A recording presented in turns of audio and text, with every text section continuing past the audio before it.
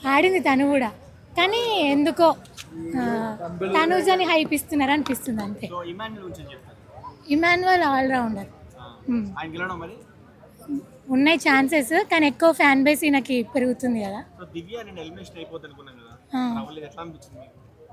అట్లేం అంతేం ఆలోచించలేదు, మొత్తం కళ్యాణ్ అట్లా. అంటే దివ్య తనుజది ఎక్కువ వార్ అయితే జరుగుతుంది ఇంట్లో. సో వాళ్ళిద్దరిలో ఎవరు కరెక్ట్ అనుకుంటున్నారు ఈ పర్సనల్ ఒపీనియన్? ఎందుకో కొంచెం దివ్య లైక్ ఎక్కువ థింక్ చేస్తుందేమో అనిపిస్తుంది అంతే. నాగార్జున తనుజాకే సపోర్ట్ పలుకుతున్నారు కదా. అది అంతే ఉంటుంది. ఓకే, అయితే కళ్యాణ్ వాళ్ళ నాన్న కొంచెం వివరించాడు వచ్చి గేమ్ గురించి. సో ఎలా అనిపించింది మీకు? పర్లేదు, అయితే కరెక్ట్గా చెప్పిండు.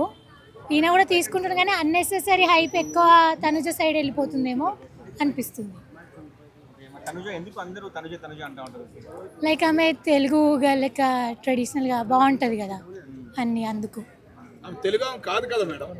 కానీ అట్లా ఉంటుంది కదా, నచ్చుతున్నారు జనాలకి అట్లా. ఓకే. సో ఎట్లా ఫైనల్లో తనుజ వర్సెస్ ఇమాన్యుల్ పెడితే ఎలా ఉంటుంది వార్? బాగుంటుంది. అప్పుడు వాళ్ళిద్దరు ఎవరు గెలుస్తారు అనుకుంటున్నారు? ఇమాన్యువల్.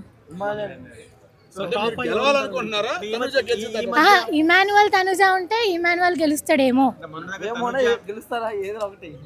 మొన్నదాకా తనుజ పేరు వినిపించింది కప్పు, ఈ మధ్య కళ్యాణ్ పేరు వినిపిస్తుంది, ఎందుకంటే అతని గేమ్ బాగా ఫోకస్గా ఉంటుంది కదా ఎప్పుడైనా కూడా.